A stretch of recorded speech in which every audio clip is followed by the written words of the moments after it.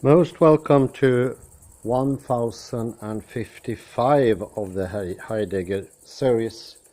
And for every episode now, we are getting closer and closer to Heidegger. At least that is my consistent feeling. I feel more and more like the wanderer in the poem, going up the mountain, and when he comes closer to home, for every rock he sees, it becomes meaningful to him. It becomes something for him. And by projecting what he's going to experience at home, the warm hearth, the food, the love of the family, to see the children, safety, enjoyment, satisfaction. This is this feeling I have now.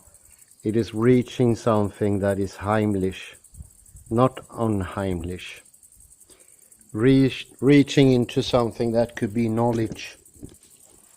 Something that I long seeked, wanted to experience, wanted to have. Never felt I got anywhere. Instead it was just more confusion.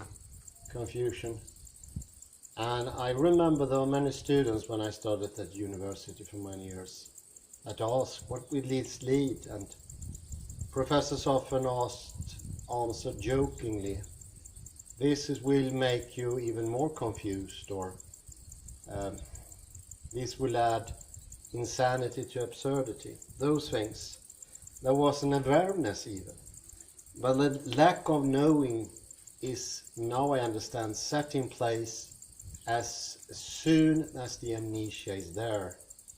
Once the amnesia is there, there is no alternative to the confusionalism, the not knowing, the not understanding. There can be no understanding once it is put in place. There are no alternatives to that.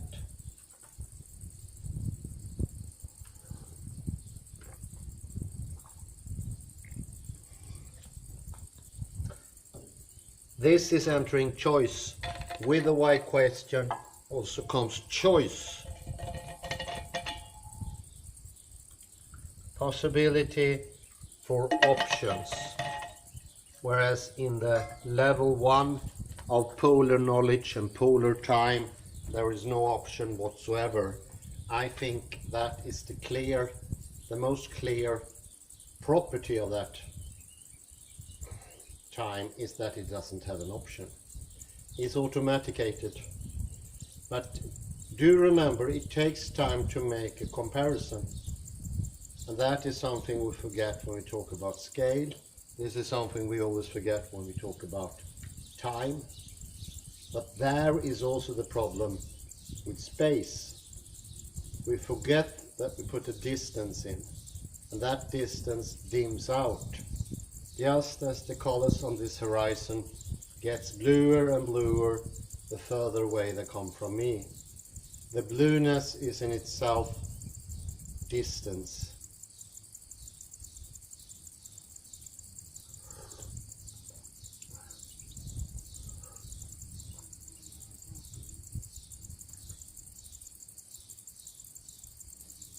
Let's go to the next chapter here, and I'll compare it to Heidegger and Rudolf Cachet, if I can find that little article I wanted to read. It's called Intensification of Time. When time's momentum is measured out as the lifeless ticking away of linear temporality, the intrinsic aliveness of time is channeled into mechanisms for multiplication and duplication. Played out into a world of positions, time sets up boundaries, identities, partitions and limits, affirming a from-to order that moves away from the centerless center of time's flow. Filtered through such representations of knowledge, the creative energy of time disappears from view and becomes inaccessible. The self as a bystander serves as a guardian of this order. When the self stands by, it claims the right to possess what time presents, assuring that time's momentum will take form in accord with a specific logic. This logic in turn is informed by a logos, coherent and internally consistent. That names and defines, confines and eliminates, establishing a structure based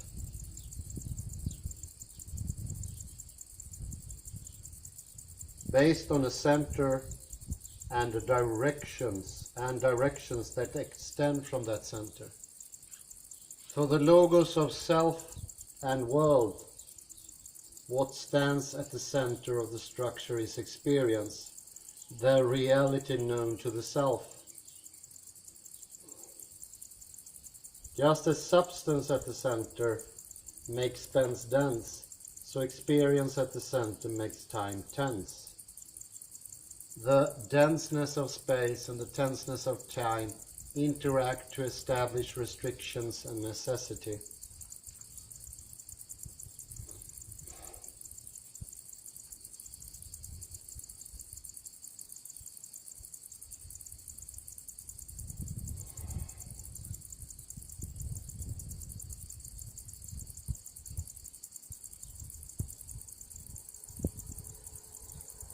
The realm of objects and the concerns of a self. Tenseness leads to constricting intensity that allows for no alternatives. It generates tension, which radiates out in all directions as different forms of pain and as a pattern of knowing characterized by reason and distinctions.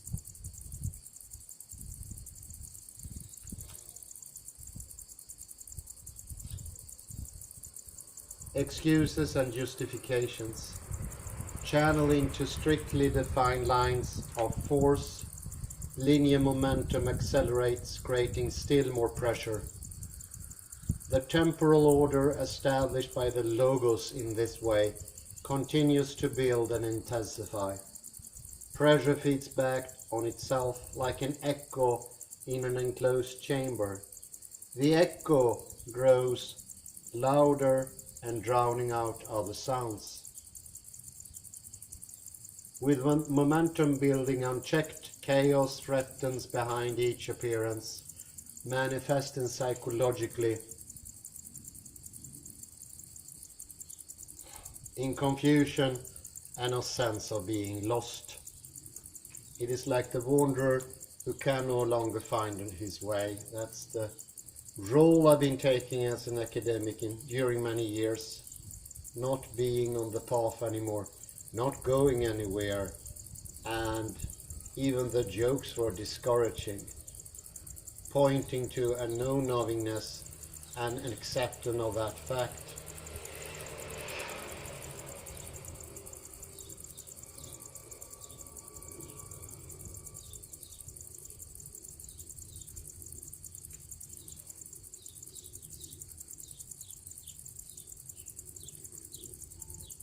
Tenseness leads to constricting intensity that allows for no alternative.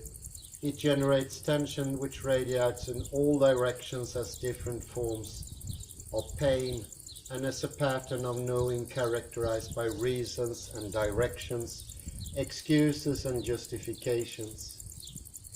Channeled into strictly defined lines of force, linear momentum accelerates, creating still more pressure. The temporal order established by the logos in this way continues to build and intensify. Pressure feeds back on itself like an echo in an enclosed chamber. The echo grows louder, drowning out other sounds. With momentum building unchecked, chaos threatens behind each appearance, manifesting psychologically in confusion and a sense of being lost. Since the order imposed through the self's experience is not centered in time's dynamic, it is only superficial.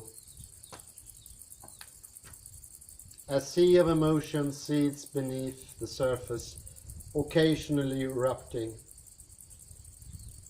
When involvement grows this intense, it feeds back into a frozen momentum of first-level time, creating an imbalance that begins to affect the structural integrity of the temporal order. Pressure builds up, becoming destabilizing, even painful.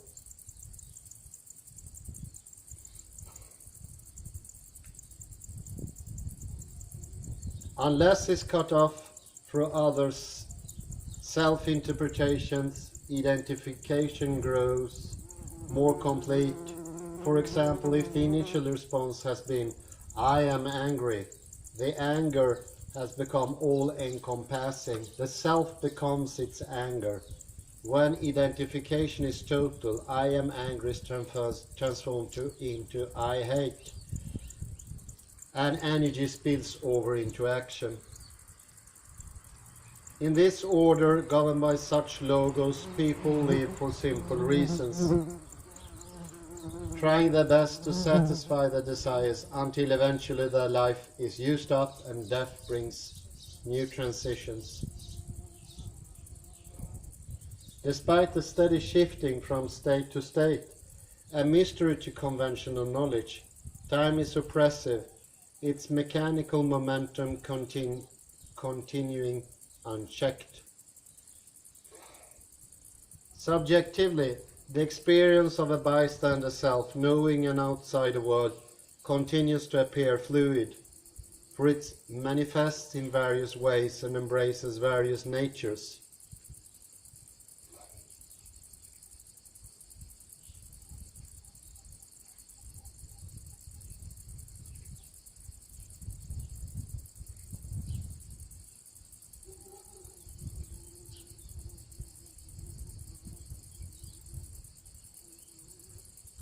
Subjectively, the experience of a bystander self, knowing an outsider world, continues to appear fluid, for it manifests in various ways and embraces various natures.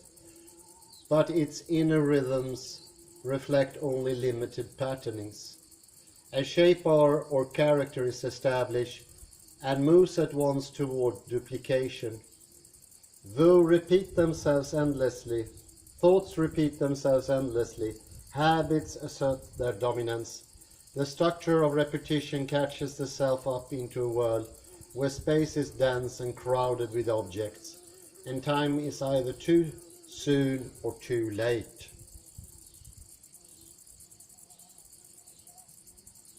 The play of events and reactions can seem exciting, even fascinating, but the same positions and interpretations are simply being reenacted. For all the movement, there is no sense of destiny and no purpose.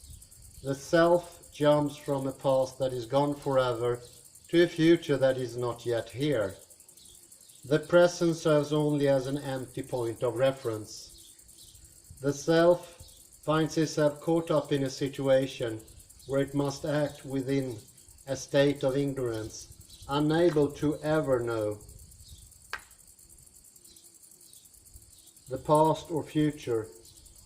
Even though it can predict the future, remember the past and experience the present. Yet even present reality is accessible only so long as it continues to be as it has been. Immediate experience, which the self claims as its own in a special way, is actually an interpretation based on the past. At most, a new combination of elements already established.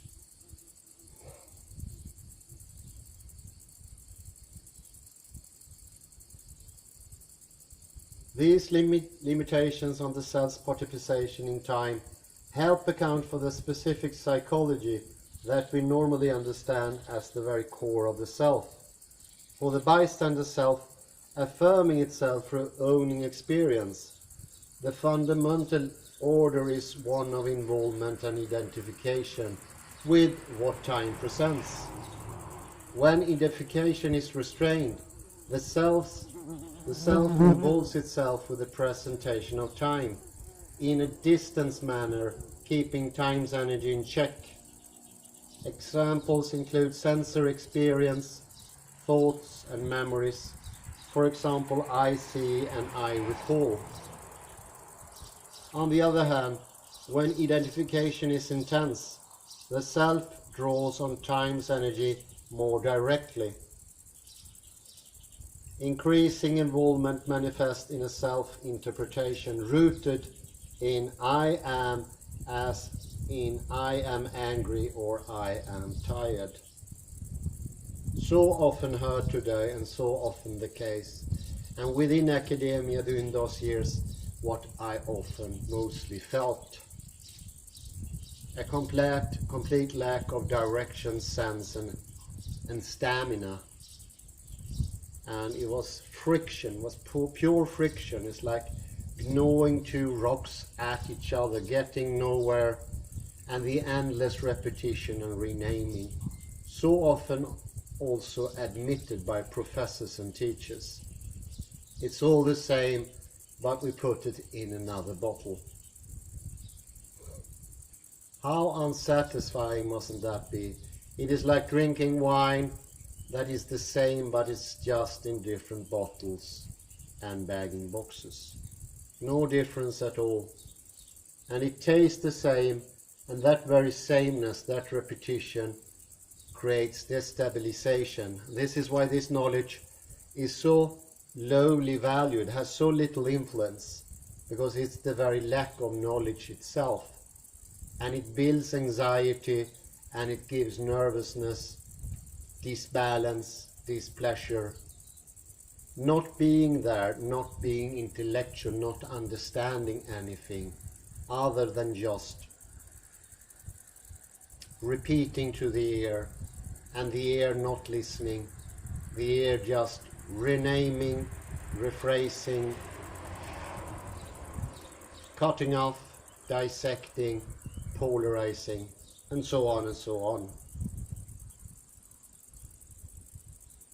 The patterns and involvements of the psychological mode could be understood as standard first-level readout of the logos, caught up in the measured rhythms through which appearance unfolds mechanically from past to present to future, committed to existence and becoming. The self only skims the surface of time, never touching its body. According fully with human consciousness, three divided times distribute experience across time.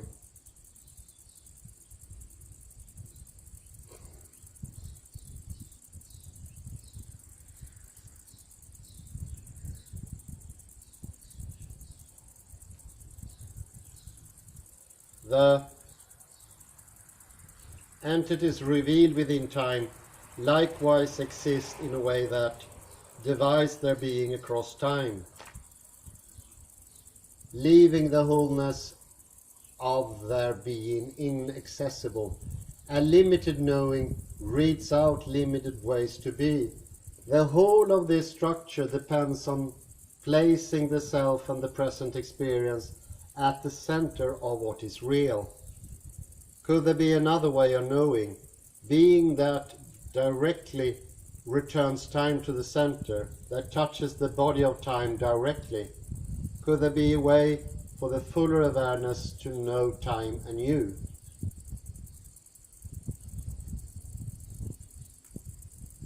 Self as a bystander, next chapter. The known world is experienced by the self, which owns its experience. For this basic structure to work, the self must adopt a specific position that puts it outside experience. Thus, while experience is inseparable from the flow of time, and is in fact the way that the flow presents itself, the self is an outsider with respect to the temporal dynamic. As an outsider, the self occupies the specific role of a bystander, unaffected by the passing of time. The objects and forms that it identifies and defines are also outsiders, but in a different sense. Like rocks in a stream, they are in time, carried or carved by its flow, yet separate from the flow itself. Outsiders from the self's world, and self and world together compromise the whole of existence. Past, present, and future, considered as static structures, are among the outsiders available to be known. Time as an active, dynamic medium cannot be grasped directly, and so is largely overlooked. This static picture is inconsistent with a scientific model that presents each object and each atomic particle as being in constant flux, shifting and changing, responding to an ongoing momentum of its own. The mind too is always active, never still, yet motion on the atomic plane is too rapid or too subtle for us to notice, while on the mental plane the role of mental activity in observation makes it difficult to track the fluctuations within the mind itself.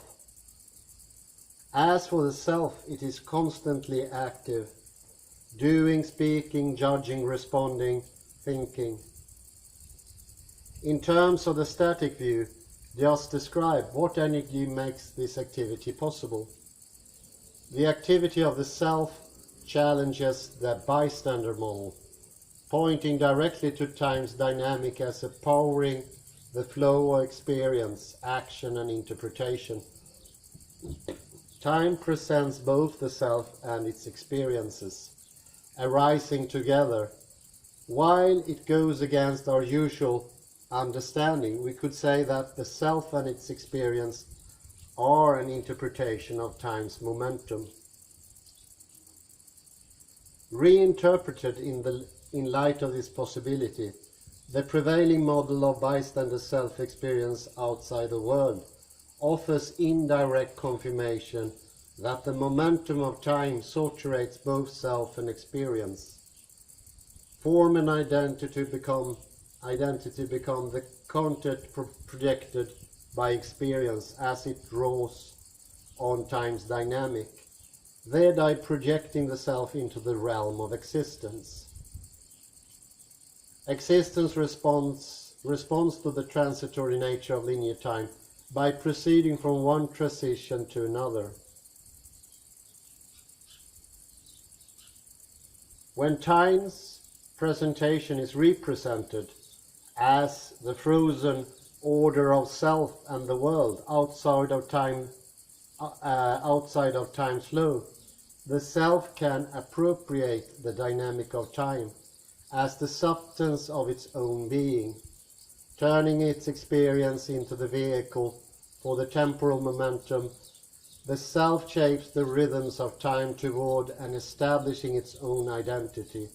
The order created in this way feeds back on itself. Feeding on time, it reinforces the basic structure of self and the world, as the self lives out the role of the bystander.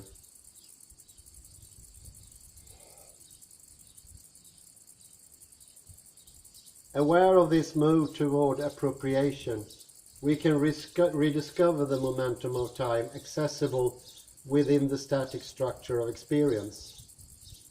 Though the temporal orders steadily invite us to put time in the background, it is an invitation we can readily decline.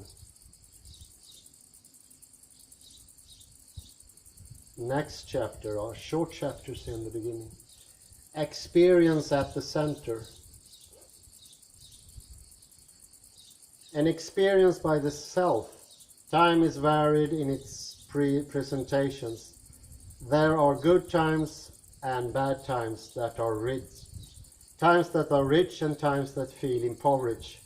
There are times that appear routine, times of rapid change, and times when the quality of each moment seems to be determined by the nature of what is experienced in that moment.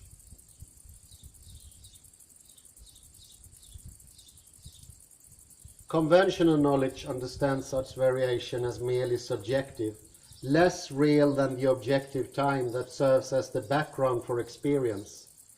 Although the self and the experience stand at the center of the timed-out world of unyielding linear temporality, that world is presented as existing prior to the individual. The self shapes its life around its own concerns and wants, but interprets its experience as evanescent and insubstantial in comparison to the structures of public space and time. We emerge into the world already out of time.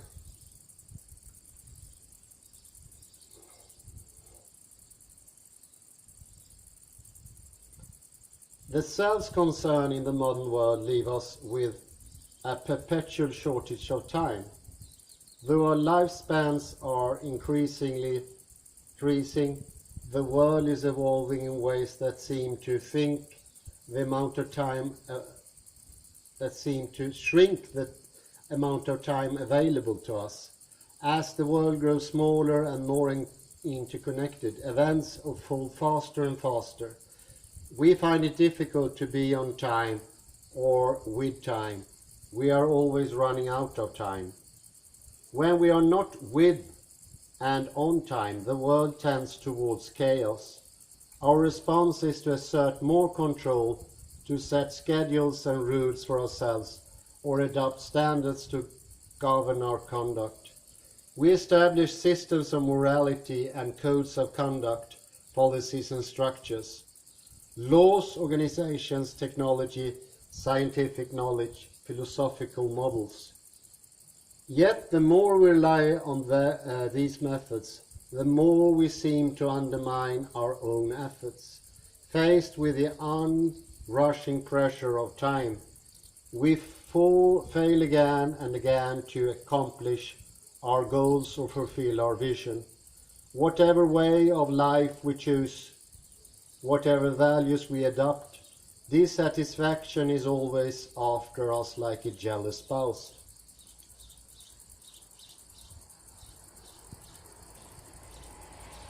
Married to our dissatisfaction, we can never quite believe our own assurances that things will improve. Time is automatically against us, taking what we value, refusing to allow positive imprints of real significance. When success offers a glimpse of a different possibility, the result and the sense of accomplishment do not last. Time moves on, leaving little opportunity to taste freedom or pleasure or joy.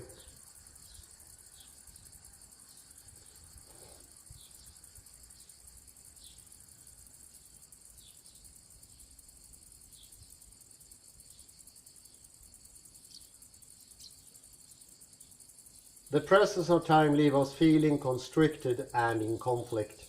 Time slips away, eluding our grasp. The more involved we are, the less time there is, and this trend only accelerates. 10 years is a short time, but when 10 years have passed, the next 15 years seem to go by even more quickly. Having so little time seems a sign that we are lacking or misusing knowledge. Sometimes it is just that knowledge comes too late. At the time we did not understand. Now, when we do, the opportunity to act on what we know is gone. At other times, the problem seems more basic, related to the way knowledge interacts with time. When knowledge does not know how time works, we find ourselves disconnected from our innermost beliefs and values, unable to act on what we think we know. Questions lead to confusion or conflict. Choice becomes difficult. Values themselves prove unreliable. We can only affirm that time is out of our control. Even if time has seemed to be on our side, alive and dynamic, helping us to succeed in our endeavors, eventually we know that time will turn against us, pointing us toward frustration and disappointment. There will come a time when whatever efforts we make will not be enough. We will no longer have the time to do what we need or want to do. Our awareness of time's influence on our lives may itself discourage us from positive action. Time's transformative energy seems innately aligned against us.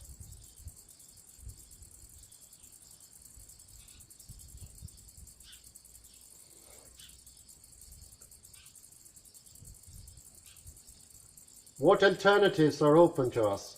We can hardly choose to opt out of time, for time is what makes action and accomplishment possible. We could perhaps give up the idea of acting, but this simply means yielding to time as chaos. Yeah, that's so often made. The resulting disorder is once meaningless and repetitious.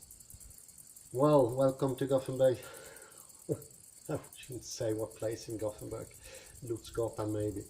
We find that time moves not only forward but also sideways and back and forth as well. If we could expand the usual ways in which consciousness operates, we might find that we could contact time more directly. But this possibility makes little sense so long as we hold to the one-dimensional from and to model for time. For within the conventional order there is no opportunity for different minding. Yet that model has been adopted for a specific purpose. Could it be expanded? The time we know now, based on the narrow vision of from and to, confines knowledge to the lifeless truth of well-worn thought and historical reference, and the inferences based on those truths. We experience these limits directly in the restrictions on our awareness, the defects of our recollection, and the poverty of our imagination. Seeing time in terms of our own experience and concerns choke off the dynamic of times in a way that also closes down the vastness of time and space, and blinds us to the scope of knowledge. It is as we tossed a pebble in a pond and then kept our focus on the point where the pebble entered into the water, ignoring the ripples that spread out in all directions. Well, I think that last one is a truer take on time.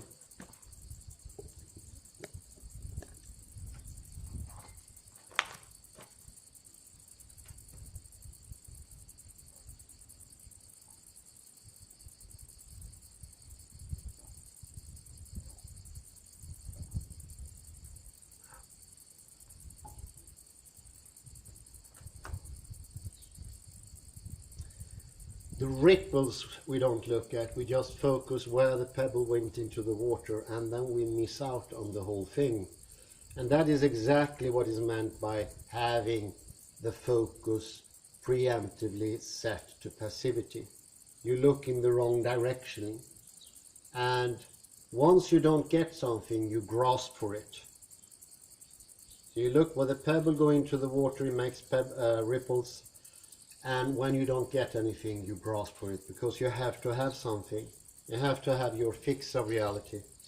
And the less you get it, for every day we pass along this repetitious, unbalanced, postured rather than postural rather than poised, unbalanced rather than balanced, discoordinated rather than coordinated, we lack. And this lack makes us angry and lustful, and we want. And therefore we can no longer wait for experience to bloom in its whole, and where you can have all and still more, losing out on nothing. Because the amnesia is it's a takeaway on our reality, making it so much more poor. That's the word I was looking for.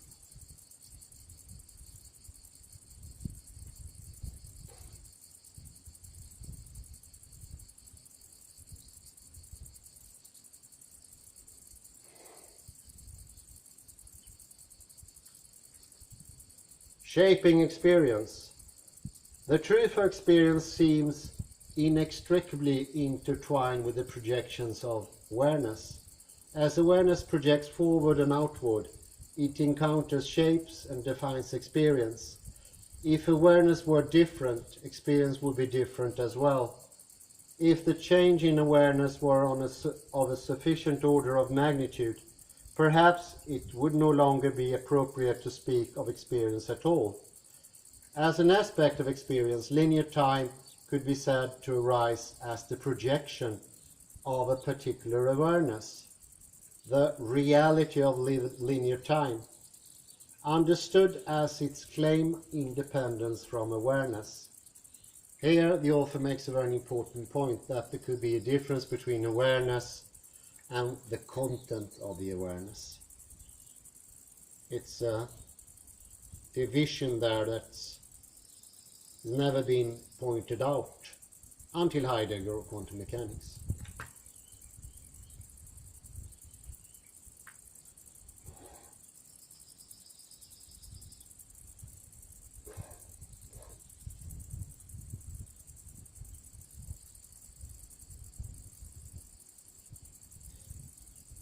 I will read that again because it's so interesting. Shaping experience. The truth of experience seems inextricably intertwined with the projection of awareness. As awareness projects forward and outward, it encounters shapes and defines experience. If awareness were different, experience would be different as well. If the change in awareness were of a sufficient order of magnitude, perhaps it would no longer be appropriate to speak of experience at all. As an aspect of experience, linear time could be said to arise as the projection of a particular awareness. The reality of linear time, understood as a claim independence from awareness, is only an aspect of this projection. While not false, it could be described as illusory.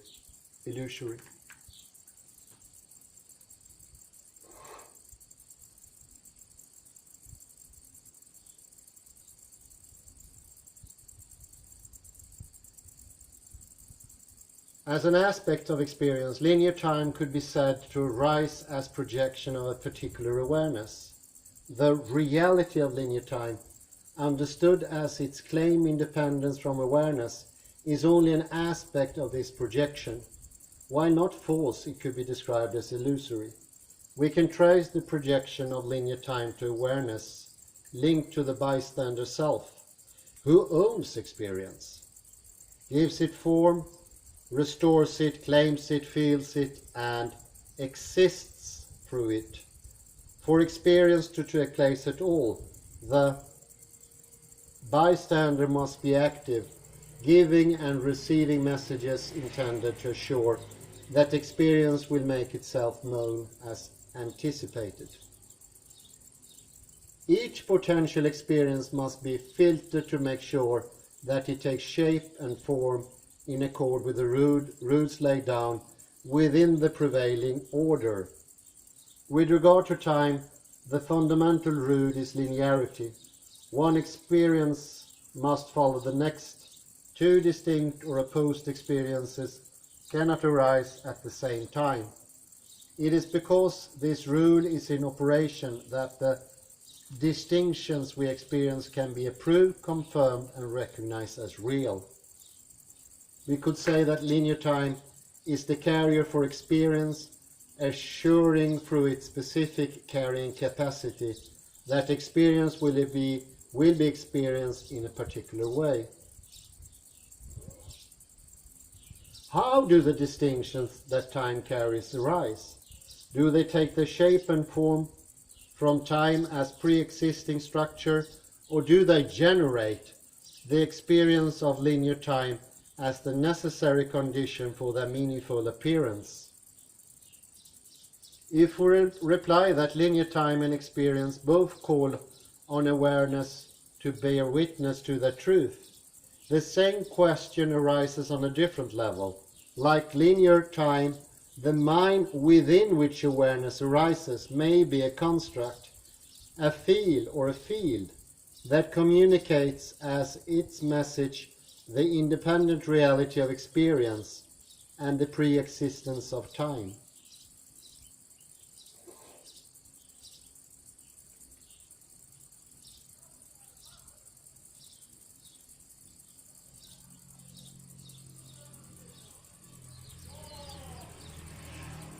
Mind and awareness interact with the three times in many different ways. We find the traces of mind in every aspect of experience, in the senses, in the emotions, in the past recollections, in confusion and imagination.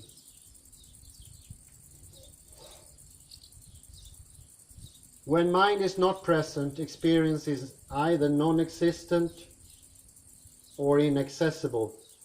Yet mind is not easily grasped like a clever thief. It is always a step ahead of our inquiry, active in a way that we cannot ignore, but that remain enigmatic.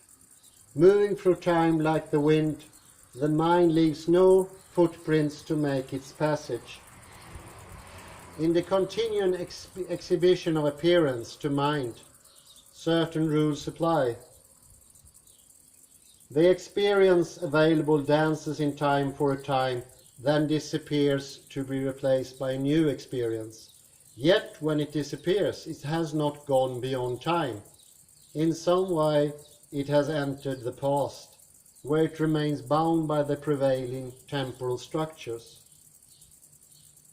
Although mind moves through time with great freedom, slipping from present into past or future and back, in a matter of seconds, mind is also the victim of these structures.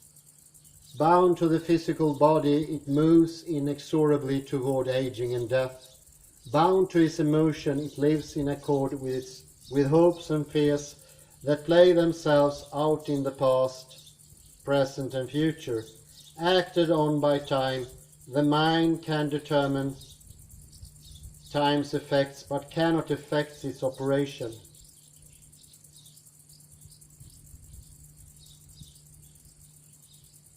A particular goal can have a similar effect. Awareness of psychological subtleties can attune the mind to the active energy and flow of events, revealing time conspiring with awareness to create the truth of experience.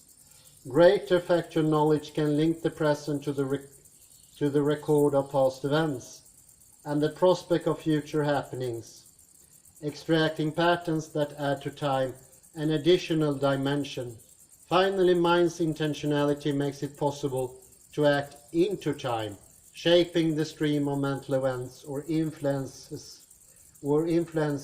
what takes place.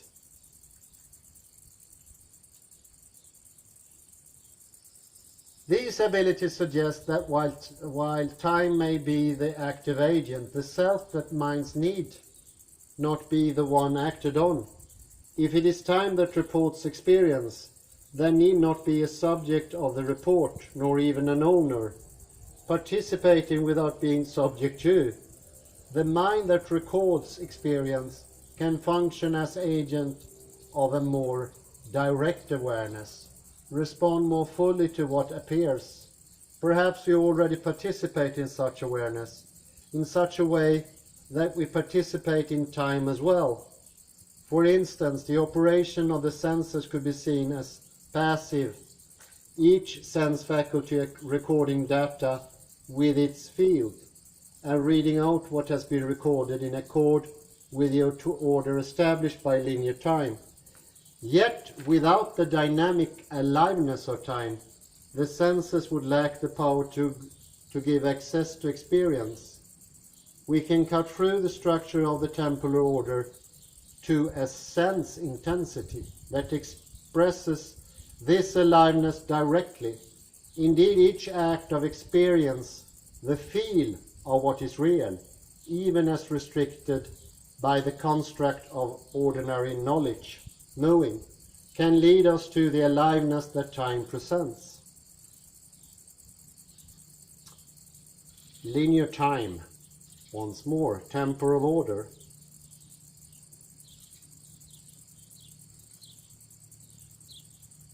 And here we have the twofold activity. I think you remember that 4 episodes before when we spoke about the twofold. It was Hans Ulbricht and mentioned how the twofold interacts with being and beings. There is in the interface between these two that these sort of turn up. Temporal order. The characteristics and structures of the known world are founded through a twofold activity of establishing and knowing. The bystander acts on an outsider to establish an object that the subject can successfully know. Consciousness and physical objects, linear time and empty space all arise together, products of the founding momentum of this fundamental activity. The temporal order itself could be said to rise through taking this momentum in a certain way. The temporal order of both the subjective and objective realms and their interrelationship could be understood as expressing the founding logos. Events generated in the objective realm are somehow seeded into the inner subjective realm. Once this seed has been planted, a gradual development toward an interpretive order takes place. It is as though the inner dynamic, once activated, projects its temporality into the external time frame. This projection is then replayed or represented in terms of the governing objective system, establishing structures and entities and the history of their origin. If the object and objective time predominate, history presents conditioning and determinism. If subject and its time predominate, history takes the form of psychologism and perhaps a kind of nihilism. In this view, the usual constructs of the linguistic orders are reinterpreted. Subject and object are no longer the key actors. Instead, there are patternings presented by the logos, and thus bound to another, the objective realm, with its history stretching back toward an unknown beginning, the self that organizes and interprets experience, yet remains subject to what experience brings, and the multiple patterns of knowing reflected in various ways, a structure inherent in both language and experience. Conventional time itself, built up out of before and after, once and since, already, again, and not yet, is likewise a structure of the logos. In the interplay of subject and object that the logos defines and that gives the logos form, something is communicated forward, transmitted in such a way that nothing can be lost. This something could be considered the energy or momentum of time. Not at the first level of a linear timed out order, but at the second level of dynamic becoming. The projective of the subjective into the objective and the reflection of the objective in accord with the subjective needs and concerns are expressions of this second level momentum. From this perspective, the logos and its structures can be understood as the presentation of the second level of time.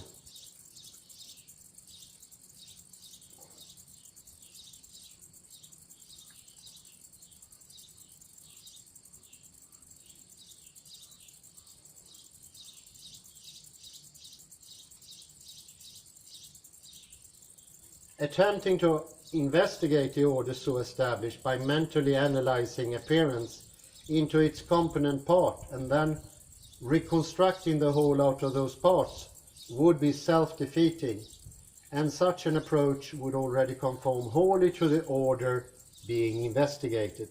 Compare that to when I said in the earlier lecture that understanding itself is the mode. Not the content of the understanding, but the understanding itself is the mode, and that is quantitative, not qualitative. Mode on it, not difference in qualitative. Qualities, difference in quantity. Attempting to investigate the order so established by mentally analyze appearance into component parts and then reconstructing the whole out of those parts would be self-defeating, as such an approach would already conform wholly to the order being investigated. There we go. Thus, to investigate a temporal order, we need to turn to the founding activity of establishing and knowing through which the order arises, the why, returning to the point at which the momentum takes forms. In looking at the founding activity, we see that activity depends on time, and time is given by the logos of the order in two distinct ways. First is objective time, points that can be divided into past, present and future. For a point to be established, however, it seems it must have been occupied. There must be a presence there to give the point definition. This leads to the second aspect of time, the subjective realm of experience, in which the bystander self presents itself as the occupant of each point, establishing and determining the presence of the point through its own presence. Finally, there is the interaction of these temporal realms across time. The objective point occupied by the subjective self does not endure. It immediately passes on. Passing on presupposes the linear unfolding of objective time, so that one moment can succeed another, a structure that must persist over time in such a way that bystander can renew its present occupancy from moment to moment.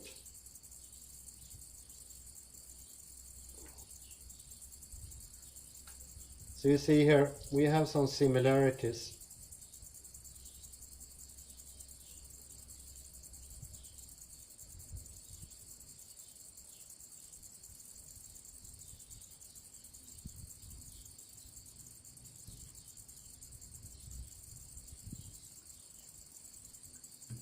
It's a compulsive structuring of time, and the lack we feel, that is the surge to grasp too early. So we look in the wrong direction, we look where the pebble goes into the water, that's the passivity of the Newtonian model. And then we don't get it, our urge, our unsatisfaction, our metaphysics of presence is just that turn in grasping too early. It's not the grasping itself that is really the bad thing, because it's sort of natural to have that tendency once you're unsatisfied. But it makes it so much harder once you grasp that thing will be the things that you construct your world with. Those would be the arché of your world. Those be the urämne, or orenhet, where everything stems from. And you build up that world by yourself, almost like having an enormous collection of Lego. And you have to live in that world you self-constructed. And of course that is just limitations, built on limitations, furthering limitations. And those limitations are not the real limitations, not the borders of the apeiron, not the true knowledge, but it is a sort of a construct you have to make do with. Partly constructed by the greed, partly constructed by this fault in timing, sort of like. Yeah, it could be timing. But if the timing is correct, the unsatisfaction disappears slowly by slowly, and your grasping sense diminishes more and more, and that is a positive tendency. And this is this positive tendency Heidegger is driving us to push us into that direction. And it's to finding the path, like in the poem by Hölderlin, that leads to the home, to the Heimlichkeit. And then we leave behind unheimlich, but we will never see unheimlich as something bad, because it was unheimlich that actually showed the way. Otherwise we'd be lost there. And in the same way, the negativity I mentioned before, that disordinance and all these things, they are partly good as well. Otherwise we would not choose this better realm. We will never strive there. The laziness would take over us. And this is also the first distinction we make in mood, because we need to learn mood. We have no knowledge of mood at all. I imagine in Sanskrit there is a lot of words of moods, maybe 30, 40. We have none. We don't look into the mood. We are so fixated with the content, which is exactly looking where the pebble went into the water. And then you can't see the small waves that makes the pebble makes. And those are the interesting ones. And those are the ones we want and need. That's the information, the knowledge that we can survive and so forth. And I say thank you very much and have a very pleasant afternoon.